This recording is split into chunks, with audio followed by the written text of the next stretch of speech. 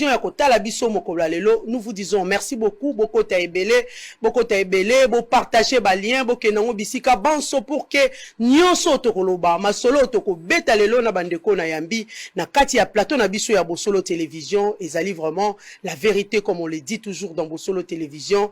Bosolo obe bosolo yangwana bino pe bozali na ngambo ya Équateur boko mona biso esika tozali bano nyonso bazali na bikoro bino boko landa biso na basan kusu atako balobi kuna boîte ekoma te oko sala 6 heures du temps na kati ya mai oko yebate nani akolia yo na kati ya mai wana po kano rapide pays na condition ya bien te. Voilà, vous nous suivez depuis Bikoro bozali pe na kati ya Mbandaka. Nous vous disons merci beaucoup parce qu'aujourd'hui nous faisons une émission spéciale avec Baoba Simbi Penza, s'il faut dire le natif et Équateur. Avec eux, nous allons parler de différents sujets. Maebele oyo ekotungi sa province wana kasitolobi tel loto yamba penza ba bazali ba au cadre na kati ya province ya Équateur pour que nous puissions vraiment vérifier s'il faut dire et peto yeba est-ce que maima koloba mamikolo et ya solo lokuta. Mais avant tout, n'a dévoilé, invité na plateau. Nous allons d'abord prendre les informations du jour pour qu'on sache également qu'est-ce qui se passe en République démocratique du Congo. Lisanga Bonganga invite le couple royal belge à annuler sa visite prévue en République démocratique du Congo. L'IFES lance l'initiative pour les réformes, la réussite et la viabilité électorale. RDC, élection de gouverneur au Maniema, l'UDPS sont partagés autour du candidat de l'Union sacrée. Bonne gouvernance, ministère du Travail signe des contrats programmes de performance avec l'INPP, l'ONEM et la CNSS. Deuxième table ronde des hydrocarbures, Didier Boudimbou veut créer un climat social paisible entre les communautés locales et les sociétés pétrolières à Mwanda. Dossier Kabombois.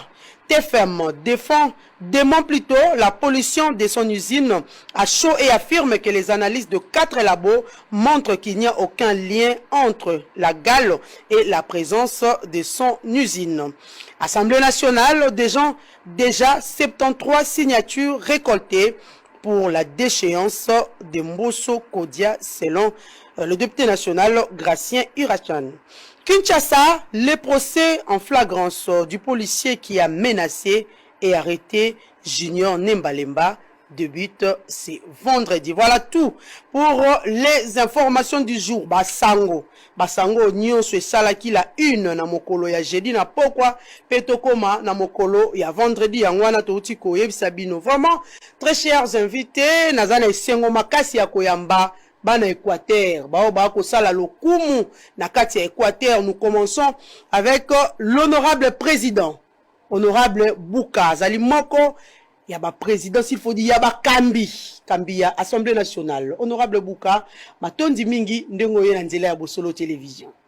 Merci beaucoup maman Mamelo. Merci na peso merci. Na yebi etelelo ko panza liboko ezala ko kangama po mingi balobi ote sango akoseli Équateur makambo. Oh bilili eko monana bato bakoti na kati ya kano rapide balobi te 6 heures ditala kati tokoka te photo bima eko simba te kokota basankus nyonso na kaka sango akoloba lokuta. Nous allons en parler dans cette émission, heureusement maloba tout à l'heure. Et puis nous avons aussi madame Annie Bompoko Azali, personnalité politique et maire honoraire de la ville de Mbandaka de 2013 à 2018. Maman Annie Mbote mingi mama Melo la sepeli mingi koya lelo na plateau o makambe ebele ezali ya koloba na Équateur. Bomboko ye be komboka ko bien ya pena ya bomboko to ye baki na kati ya Congo oya sala ki pena ya minene na kati ya Congo signaki acte d'indépendance naza mwana na. Bienvenue madame. Merci. Voilà.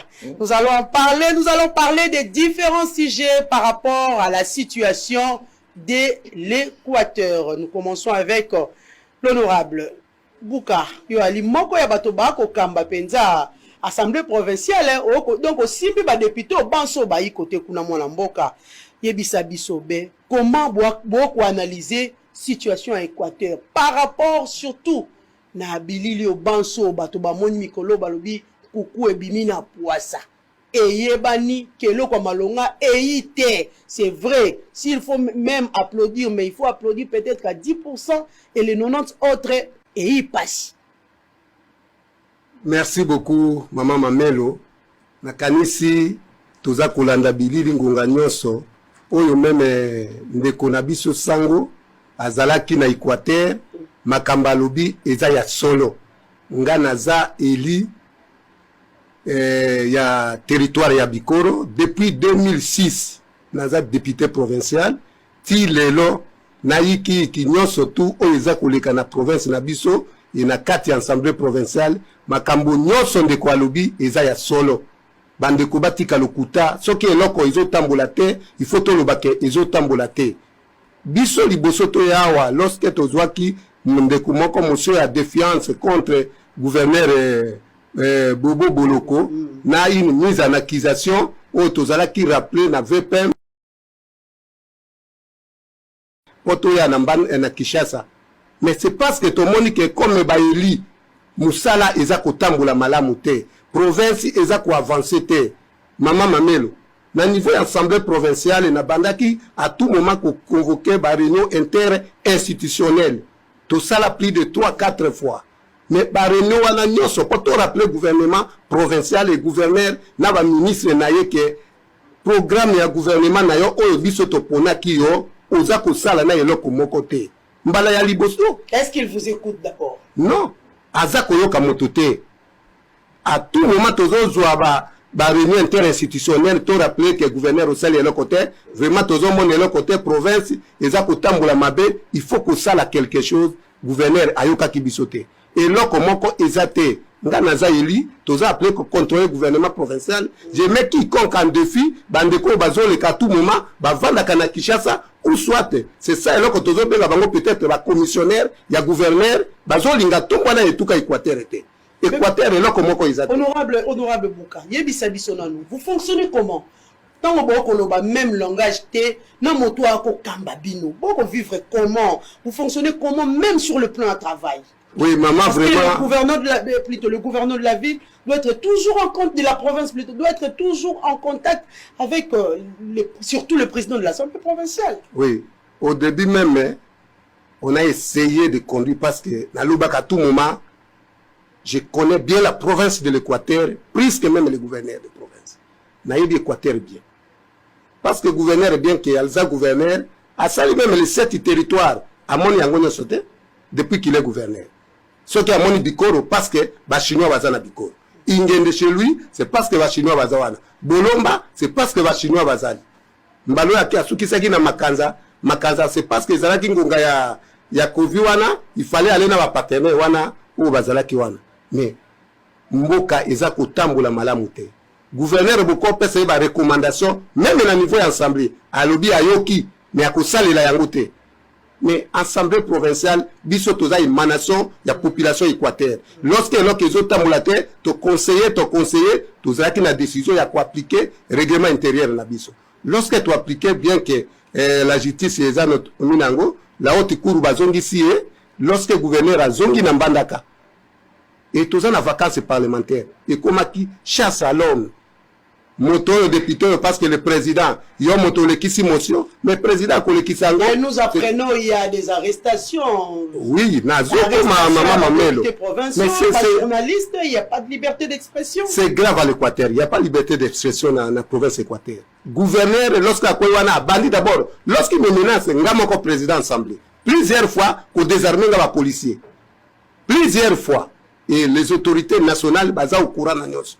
Lorsque Makamunyo surtout les autres dans la province Équateur et là comment ils ont changé te gouverneur au-delà même ya wana il y a commune organe délibérant il est exécutif à peine assemblée à zo pesa ba ordre na niveau assemblée gouverneur a créé bureau d'âge naye par 7 députés parce que nous sommes au nombre de 21 députés 7 députés minoritaires na niveau assemblée toloba yango na ba médias mbalebele.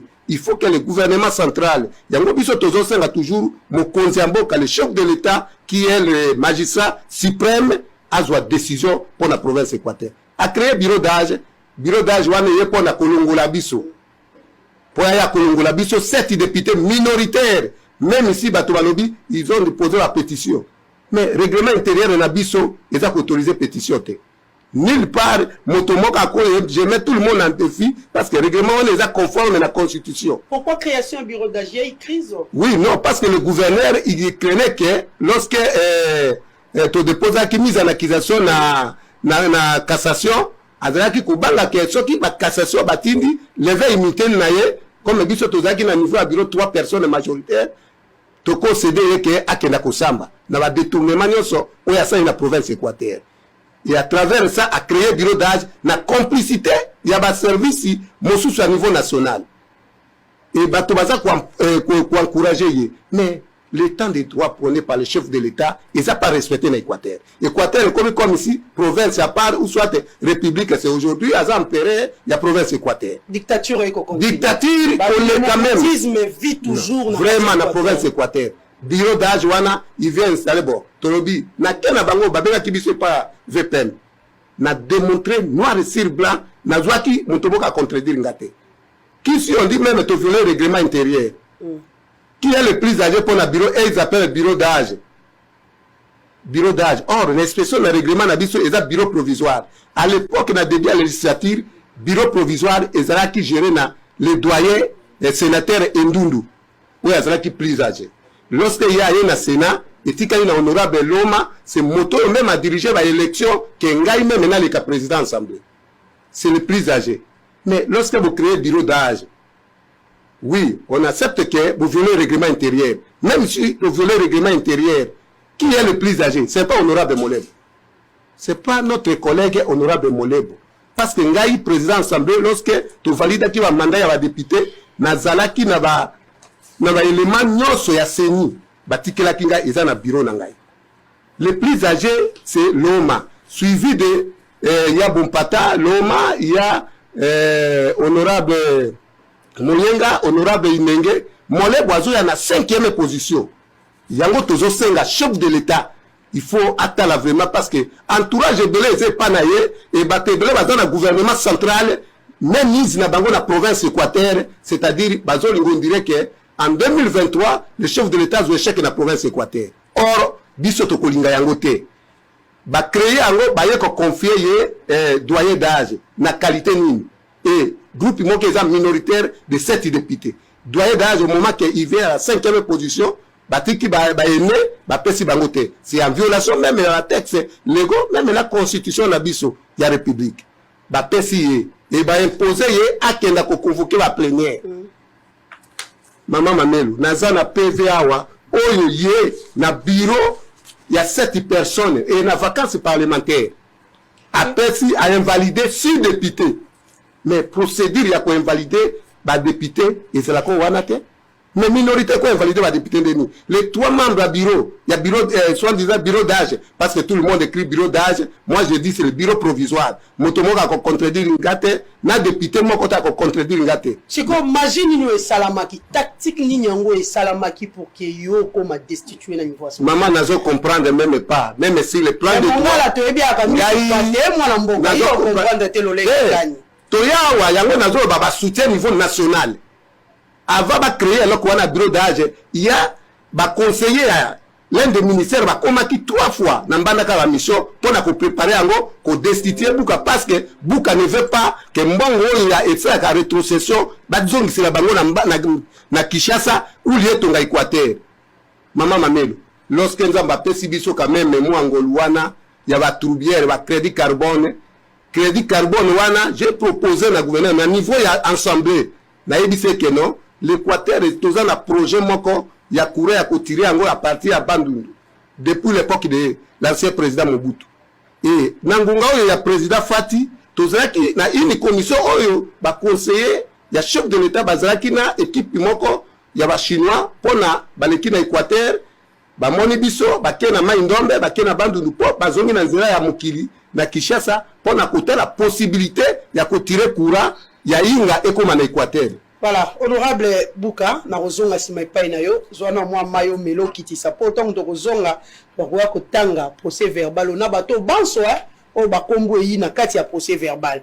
Tokei na ngambo ya mwana mboka Annie Bomboko. Moi, l'amboka ni Bomboko. Donc, tu peux présenter tout à l'heure qu'Ozala qui maire honoraire y a ville, y a Mbandaka. Nino Lelo, Congolais. Tobano ya Mbandaka ba yebi na tango yozwa ki ebonga na kati ya ville wana. Nino bakoki ko retenir ya motuya na tango animbo ani plutôt Bomboko. Asimba ki penza ville wana ya Mbandaka po lelo nkoko so ekoti mwa mingi na ebite pe yo peso ko salari kaka na lolenge wana to peut-être que bo baby saki nde bato mususu ba ko kutesu ya ko kufa to yo bongisa ki bato ba ende ba babies. Merci mingi maman Mamelo. Vraiment na sepeli mingi koza na plateau ndenge na loba ki ni bandeli. J'ai dirigé ville à Mbandaka de 2013 à 2018. Octobre 2013 à février 2018. C'est vrai, Lelo Makambozo Lobama Mingi. 5 ans. 5 ans. Makambozo Lobama Mingi pour la province Nabiso Équateur et pour la ville Yambandaka. Nazali ndenge na lobaki ne bandeli nazali mwana ya Mbandaka. Parce que na botami pe na Mbandaka, ba parents nanga pe bazali pe bato ya Mbandaka. Et papa nanga azalaki somi na kati ya Équateur. Et nous avons été travailler là-bas en tant que maire de la ville. Mais makamwa mingi ndenge olobi mama Mamelo to salaki mwa makamebele. To yaki kokuta na tango na biso mairie et zalaki lolenge et il fallait zalate. Po oyebi soki okebisika mususu parce que toza to sali ba classe na biso na libanda ya mboka. Mais loko moko ezalaka malamu soki toye na mboka pauvre papa na biso azako komema biso toujours na mboka azo loba il faut bobosa na te place bouti to suka na Mbandaka te to keti na ba village kuna chaque année ezalaki ndenge wana loko to tangi na poto to komi na musana na mairie ya Mbandaka to tali mwa makambo ezalaki o to monaki libanda il fallait to katangwa ko bongo bongisa toye ko bongisa na résidence ya maire. Je crois que mon conseil assemblée a pour démentir makambo nazo lobate to kutaki on a état moko vraiment esengela kité toye ko bongisa mairie na kati ya mairie to créer brigade ya assainissement qui n'existait pas to créer nini comment on a nini brigade ya recettes qui n'existait pas non plus. À l'époque, on a vu que Banque mondiale et na Mbandaka et la route. C'était le projet de développement urbain. Tosali avenue Yassanyama, Tosali avenue Itela et il y avait encore beaucoup de projets où Ezalaki Nakati il y a projet à Banque mondiale mais Ezali que tant que Toyo Kolongwa na fonction, ils n'ont pas continué parce que Monique répondant Ezala quitté. Donc ces projets ont été coupés avant la fin.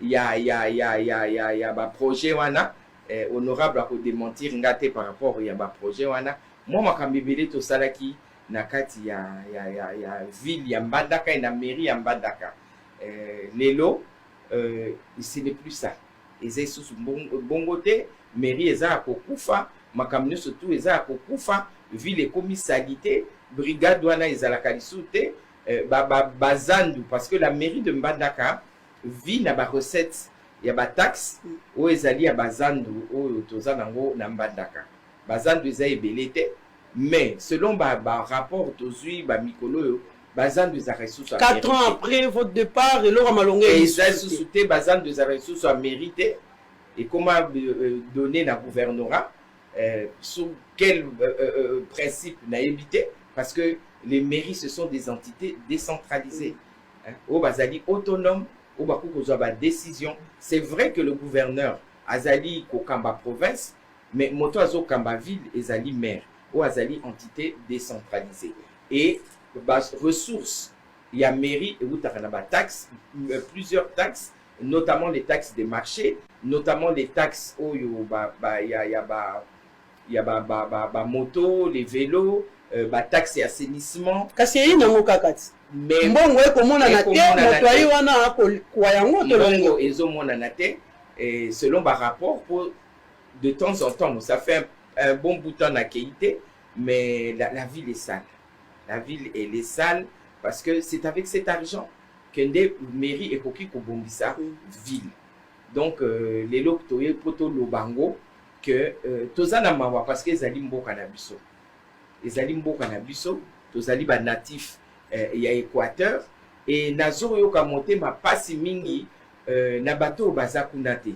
Bato baza musika, bo bazali na Kinshasa, bo bazali na ba diaspora, ça fait 10, 20, 30 ans bakenda bazonga lisusu mbandaka te, baza peut-être na image ya mbandaka ndenge zalaka après l'indépendance parce qu'il faut se le dire que mbandaka après l'indépendance ezalaka na ba mindele ba magasin ezalaka tant tozalaka kokende pe kuna courant ezalaka. On avait le courant la journée et yaki na bangonga mais courant ezalaki. Eza le quoi siko te au courant ezate, ma ezate et loko moko ezate. Mama melo oyebi que les gens oyo baza ko comprendre te. Pas sur ezali na kati ya ville mbandaka oza autorité neti nazaki autorité urbaine naza na électricité na ndako nanga parce que na énergie na tie groupe naza na puits basali na kati ya lopango j'ai de l'eau je vais mettre canal sat na tie parce que naza na courant nazo vous avez la possibilité ya kosomba voilà ya kosala ngo mais siko population bino boza bien na bandako na bino bovandi boza na courant olingi kota la télévision oza na mai non seulement ozu mai ya puité mais oza na possibilité ya kosomba mai na ba alimentation mais la population mais cette histoire date na kati ya mbandaka oui mais ça c'est presque l'Équateur ça date problème de courant exemple motonien sur le monde penza batindi émission kuna mais on a kolela surtout son bon malonga te ya hotel ou ya confortable peut-être que c'est une énergie électrique mais ça s'est détérioré parce qu'au début c'est là quand on donnait même le courant la journée mais ça s'est détérioré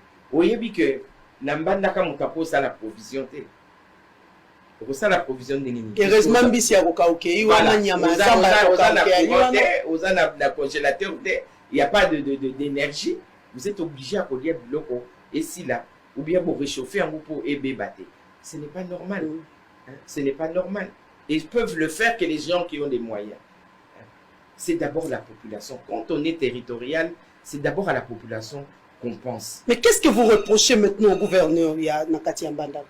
En fait,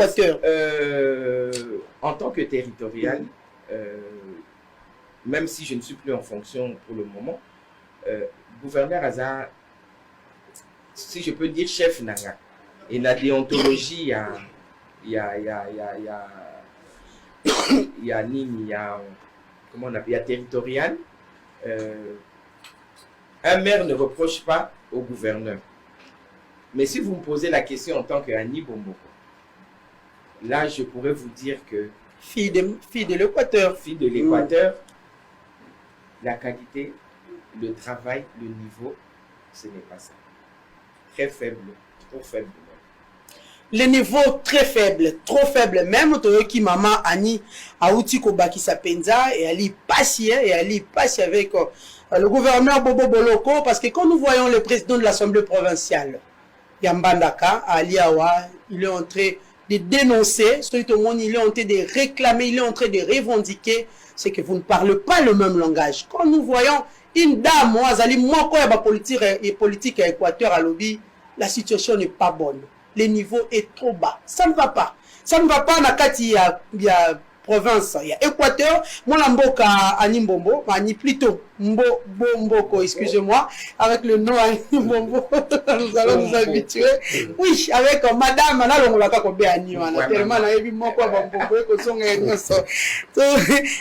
Madame Bomboko, Madame Bomboko, Ali Moko, il y a ma femme, s'il faut dire une femme leader. Nakati, il y a Équateur. Nini Oyo Bin Oyo Yo étant que femme, surtout qu'il y a quelques jours, Toko Kota, na moi ezali dédié na ba revendication, il y a ba femme, Annie Bomboko, Nini Oko Sala ya Malonga, en tant que femme leader Nakati Équateur, leader politique s'il faut dire. Merci Mama Melo. Je pense que Babekanan Banabasi, Babekanan Basi. Il n'y a jamais une femme à la tête de l'Équateur? Non. Okay. Non, il n'y a pas encore eu une femme. Babekanan Basi.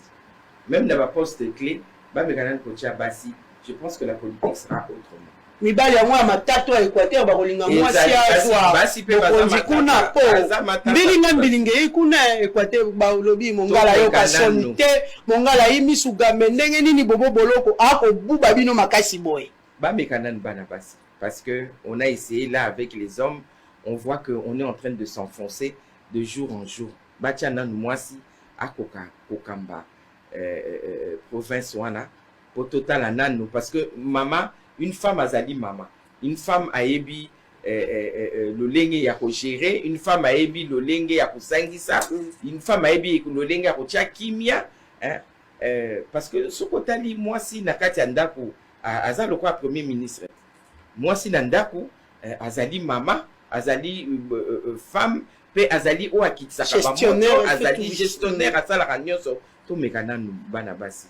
Parce que là ndenge tozo kende eza mawa mingi et surtout le réseau salanga passe mingi c'est que bato bazo linga ko reconnaître en moté ndeko sango akende kikuna atali réalité balobi image ya lokuta babi mayaye nango na Kinshasa et ya makambo lokuta est-ce qu'il y a moyen aussi surtout que ozalaki maire kuna vous avez fait 5 ans vous avez dit est-ce qu'il y a moyen de démontrer s'il faut dire Maromususo balobi que Israël Mutombo aye na ba image ya lokuta akei bisiko ya lima la moté poani moto atamboli akei sika bakoko mona bakomina ba Israël Mutombo donc apesi na ba sika mona ndeko vana se nyonso ane ikaka makambo ya lokuta c'est vrai condition ya lima la moté azu akabi mbongo yabi yozwa bakisa na carburant moto ako teka lobi zwa bakisa na mbongo na yo moto ako expliquer que to kola lobe na kwangu a 100 francs mbongo ngo pona ko zwa yi passe ezali makamalobi eza lokuta te mama melo et je pense que eza réalité mingi na kati na ba province na biso ya Congo on retrouve les mêmes situations o ndenge ekutani na mboka na biso na province na biso Équateur. C'est vrai que les provinces basées en réalité mon côté na Kinshasa. Les gens qui sont ici à Kinshasa ne peuvent pas visualiser ce qui va comprendre la réalité au Ezakuna na ba intérieur ya Bamboka et Mbandaka fait partie aussi de ces réalités là. Hein? Maezate, courant Ezate. On a essayé de mettre, comme je vous ai dit précédemment, Tozalaki na Banque mondiale, na projet de développement urbain. Na kati ba projet, moko da ba projet na sengaki bata Banque mondiale, si on pouvait pas mettre éclairer la ville na ba panneaux solaires. Comme le projet Ezaki il y a 5 ans, ils m'ont répondu une année après. Maman, on a eu le temps pour ça la étude, il y a faisabilité. Balbi na Équateur humidité, on peut mettre mais dans une année ou deux, et pour ça les soutes. Parce que taux à humidité et à ma casse. Alors, tous les gens dans les réseaux sociaux, nini, éclairer, mais tout ce qu'on a fait là, il faut où mettre la tête. Ce qu'on doit faire, ezali que SNEL ou ezali kuna, pour renforcer la SNEL, ndeto kozwa courant et à malam. O bazo tchakana, le gouverneur Bolambayaka tchakape ba panneau solaire après quelques temps. Et la minute autozo le bezal soutien. Siko sous gouverneur ou aza sikoyo. Donc on est à éclairer quelques avenues, mais pour combien de temps? Nous ne devons pas faire des choses où ils allient en Ngonga. Hein? Il faut faire des choses où il faut perdurer dans le temps. Voilà. Merci beaucoup. Madame Agni Bomboko, Nazongi Painayo, Mwana Mboka, honorable Bouka. Honorable Bouka, Tomoni, procès verbal de la réunion du bureau d'âge de l'Assemblée provinciale de l'Équateur du 29 septembre 2021. Nakati ya réunion ozwa qui partait. Non, ozala qui directement exclu. Non, exclu. Voilà ce bureau d'âge, soit disant bureau d'âge là-bas. Et comment une minorité kolonga bato bayi bino bato boye belé bongo bato bayi obemo ke mo échantillon na balonga bino.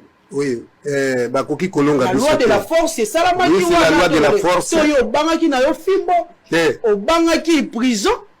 Na banga ki prison baninga mosusu bayi na boloko baninga mosusu bayi na boloko à tout moment mais to banga kité na kanisi même maman mamelo pourquoi ce temps pourquoi besoin qui ta eleki ebele makasi ta eleki ebele te biso toza ko réagir d'abord to rater même liwa ba élite les 13 députés le G13 to rater même liwa balebele le gouverneur qui s'est amené na police na équipe ya FARDC na bagarde na ye mpona kotirer sur biso. Pour preuve, même nga na yaki awa lorsque tozaki rappelé pour la deuxième fois, na bayonette oyo l'un des gardes à gouverneur à Tobola Kingai. Mais toye yawa, tout a changé. Voilà. Tout a changé. Voilà. Ça c'est na ouverture le 30 septembre, la session. Et c'est le gouverneur Moutazra qui a dit biso tokoki ko fungola te, il faut 7 députés naï. Et tous ont regretté d'abord même minoritaire, même un élu national, mais à niveau national, élu à Équateur, Azara qui on a pour soutenir. Mais tous ont comprendre est-ce que réellement nos frères bazotanga mibeko malamu ou soit bazoloba. Na lingi nazonga muke eloko mama ni bomboka uti koloba. Ngonga mama ni Azara qui na mairie, Nazara qui ministre ITP. Na gouvernement Bolamba. C'est ce qui maman alobi lelo to mekata basi. En tout cas naza ko applaudir parce que maman sali musala malamu. Ce qui même incompréhension ya gouverneur ezala ki malama yoka ki pe wa conseil na biso, on pouvait maintenir maman ni bomboko na mairie ambandaka ya sali ki musala malamu. Nga vraiment naza kana parti prité. Ce qui mota sali mabe na koyebisa yi mabe. Mama asaki musala baruto lelo bande kotozo mona bazole kisango basali musala nani asali route nini yo basali po ekomona na même pas voilà quelques routes wasali ba moni siango ya Sanyama c'est maman ni na projet Banque mondiale et ceux qui va jouer là parce que moi j'habite ya Sanyama itela c'est maman ni lorsque azaki na mairie mais depuis que y a Longwi est-ce que gouverneur moko ou bien de Konabiso gouverneur Bobo lela koloba kaza na projet moko o ya sali na Équateur. Non, bandeko bazonga ngawa asali boye ba éclairage ezali lorsque quelqu'un va la pandero ya zwaki wana lelo mama mamelo soko ke ezate wana mukono to saki lancement ba la pandero wana ezate ezo pela isusu tembanda ke ezana molili eloko ndeko sango alobi eza ya solo bandeko Équateur d'abord pour moi naza ko féliciter ndeko sango parce que eloko ya lobi eza malamu ekokoma même na bato ya mokonzi ya mboka po ete ayeba kosonje na province Équateur mais gouverneur azosa eloko moko te bandeko batika lukuta eloko moko eza te nulle part tokenda ko inaugurer eloko moko gouverneur asali eza te atongi ata eza même toilette publique toloba ngomba lebelawa eza te moto moko ko parce que ngana za président assemblée na le ba mosu bazoloba bavanda kana Kinshasa ngana za na mbandaka depuis 2006 naïbi que tel gouverneur à l'écart Équateur bien que courir exactement. Sinon les bandos ça là à l'époque il y a Koyagialo, le fait Koyagialo que son âme repose en paix. Tu dors aujourd'hui. Vraiment. Courir ça qui et bandos ça ba pesi na moi à telle heure na pourquoi bazui de 18h à 22h. Ah ko kabola na ba quartier. Oui, courir ça qui mais qu'est-ce qui fait que l'alimentation ya courant électrique na sala na tina banquette ebele. Totine nationale, quelques pièces seulement qui coûtent plus de 40 000 $. Pour basombe la bango, pièces wana batia na groupe na bango, ba alimenter. Gouverneur est incapable à sombre. Mais il y a des millions qui entrent dans la province Équateur. Ceux qui ont côté à reçu des eaux. Volonté ou quoi? Oui, volonté. Rési des eaux. Natina une mission à rési des eaux. Mota rési des eaux, ça lobby, si gouverneur a perçu bango trimestriellement, perçu bango même valeur il y a 60 000 100 000, 3 fois, bah, décoller malam. On a démontré à un gouverneur que Mbongo ezali. On envoie l'argent à l'Équateur. Bongo Mbongo il y a budget investissement. Mbongo est kebele. L'autre fois, Nazara qui même un gouverneur, lui-même, il sait ce qu'a Hollanda, quelque part, dans le bureau, mon autorité, à Kinshasa, il a reconnu ça que Mbongo est gouverneur de 450 000 $. Trimestriellement et Kenaka mais Mbongo yango zomona ezate ke biso équatorien le soutien ya gouverneur na gouvernement central bato bazobuma chef de l'état na province Équateur mais biso parce que tu comprendre yango nous allons soutenir le chef de l'état na province Équateur parce que l'autre membre ba ministre à niveau national bazo soutenir gouverneur Bobo aza na vraiment makasi moko te akoloba na province Équateur makasi na ezokuta na gouvernement central opération retour mbongo yo soto ezo ke d'investissement ezo donc aina moto moko ako soutenir parmi ba gouvernement azana bateau parmi donc bateau d'autres na gouvernement central bazé belé soutenir ceux qui là le maman naza homme à battre c'est parce que nazolo babusembo et na continuer koloba bosembo pour le développement équateur parce que naza à 100% moi na Équateur. On ne peut pas accepter que biso to kuta ke Équateur na nenga mabe ou soit biso intellectuel to développer province na biso ailleurs même ici mboka iza na ritmo tozo ke nango. Mais d'autres gouverneurs bazo construire. Tout le monde gouverneur boya inauguré boye. Tel gouverneur a tongi boye. Tel gouverneur a fait ceci. Oya sali boye. Est-ce que le gouverneur wana bongo uta kabap? Kana gouvernement ça date. C'est comme milulu e fallait ya kuna na ngambo Équateur ko ya ndenge nini. Mbala liboso. Bato ba ko la kuna bena na courant ya groupe électrogène. Mama mamelo na kanisi mbala. Ko sala semblant pour na ko ya bango pour bongisa ba route e ko uta la bango kino aéroport ti ba koma na ba hôtel ba ko za la loger ou comment. Voilà, mbala liboso lorsque ba kontie belé ya mboka. Lorsque chef de l'état lingaka kenda na sali émission moko na mbandaka koloba kenda ba condition toza nango chef de l'état ko yate. Des services au baza ko accompagner